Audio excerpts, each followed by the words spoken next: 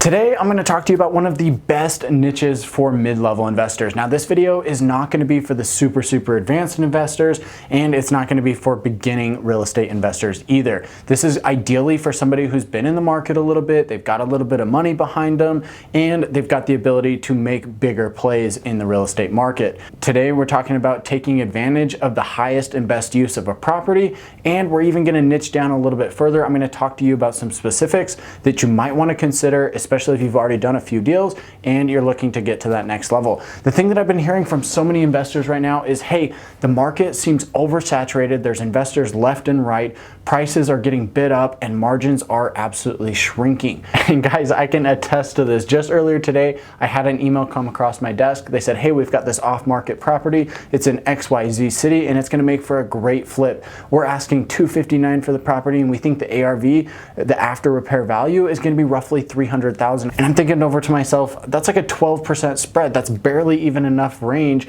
to make money after you pay all of your holding and selling costs. I mean, you're gonna have commissions, you're gonna have taxes, insurance, you're probably borrowing hard money, you're gonna have to pay for rehab. You have all of these costs. That's barely even enough to try and make a profit. I mean, maybe it makes sense as a rental, but that's just about it. It doesn't make sense as a flip. The margins are getting so thin on these deals out there right now. It's incredibly hard to find a good deal, even if it's off market. And so you have to get a little bit more creative. So without further ado, let's jump into this video. If you do end up liking this content, don't forget to give me a thumbs up and please make sure to subscribe to the channel if you want to learn more about my strategy in real estate investing and how you can make some of the same moves. All right, so let's jump into it. What I want to talk to you about today is taking a property that needs a little bit of love, or maybe it doesn't even need a little bit of love, but it's in a great area, and changing the highest and best use of that property and changing it into something better. What I mean by this is looking at the zoning on the property, figuring out what the best use of that property is,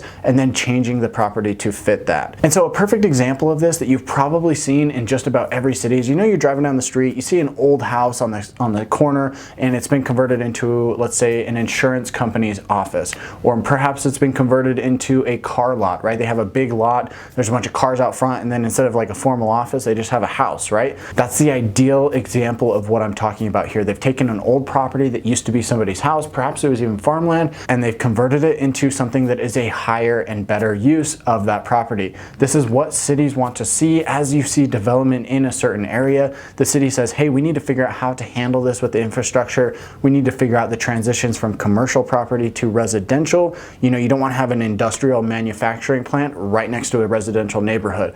You want it to go industrial, then you want it to go commercial, and then you want it to go light commercial, which is going to be your smaller coffee shops or cafes, and then you maybe want it to go to condos and townhomes before moving into a residential neighborhood. That's how the cities generally like to see this split out. And the example that I want to give you here today is one that I've seen in my city a number of times in the last couple of years, and I think it's actually a hidden niche that not a lot of investors are looking at, but there's huge paydays to be made if you're willing to take on the risk and you're willing to put in the time and the capital to get this done. So what I want to describe to you is something that you can probably do in your city, especially if you have a downtown area. Many downtown areas have a lot of older homes that have been there for 100 years, 200 years, or possibly even longer, and they need to go through this redevelopment stage.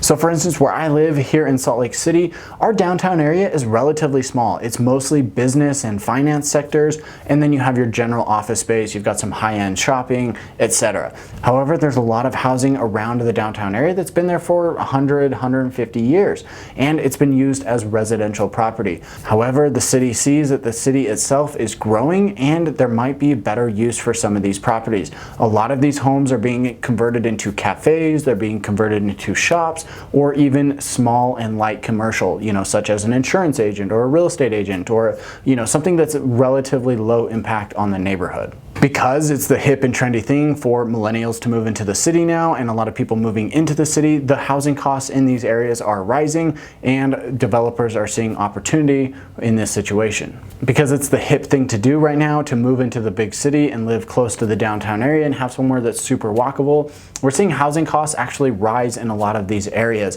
However, a lot of these homes are older and need to be torn down, and so there's kind of this conflict, right? You've got a lot of housing that's old and maybe needs to be torn down, and then the city is saying, hey, we need more affordable housing, we need more housing units, what can we do? Well, this might be the opportunity for you as a developer to buy an old piece of property, tear it down or add on to it and make more housing units, and in turn get a big payday on the other end. A lot of the people in these downtown areas are actually encouraging people to pursue these opportunities. They've set up special zoning districts where perhaps you can take a single family home and you can put an accessory dwelling unit on it, or perhaps you can add on to the home and make it a duplex or even a triplex, or the best thing is tear down the house, turn it into townhomes or even condos. So this could give you the opportunity to take a home, add an addition onto it, and then have 2 rentable units instead of just 1. This gives you the ability to buy the land for a set price, you know what the market value is, but what you're going to be able to build on it is going to be relatively cheaper considering the fact that you get a second rentable unit. If you go the route of tearing it down and building townhomes or condos, you can really get the land for a cheap per unit price.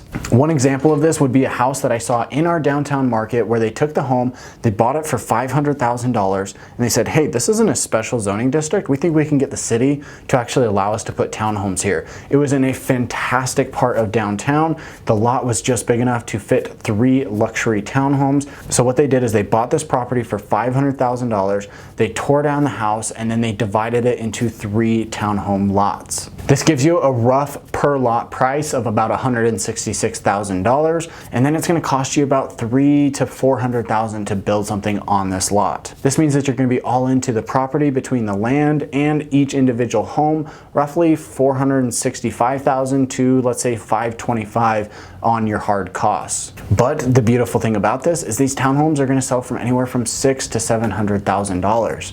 Because this person was able to take 1 property and turn it into 3 housing units, the city's super happy about that. And yes, although they are luxury, that's not necessarily affordable housing, but it does allow 3 families or 3 individuals to make the move into these luxury homes, which is actually going to free up the home that they were living in, whether that means it's for rent or it means that it's an actual housing unit that's going to be for sale. So this is an indirect way of creating more affordable housing in the area. So assuming that that old place was a little bit older, or maybe it was smaller, or maybe it was more run down, it's going to be a great opportunity to create more affordable housing in the area. And for the developer or the owner, they're able to cash out and make $50,000, $100,000, $150,000, even $200,000 on just this one project. Now, this is a long-term play. It's not something that you're going to get done in 3, 4, 5 months. This is going to be years at a time. It's going to take you years to go through the process of subdividing, getting all the permits taken care of, tear down, getting it built, and then getting it sold. So it is not a short-term process, but to be able to make $100,000 or $150,000 on just one deal is pretty phenomenal. This is how real estate developers really make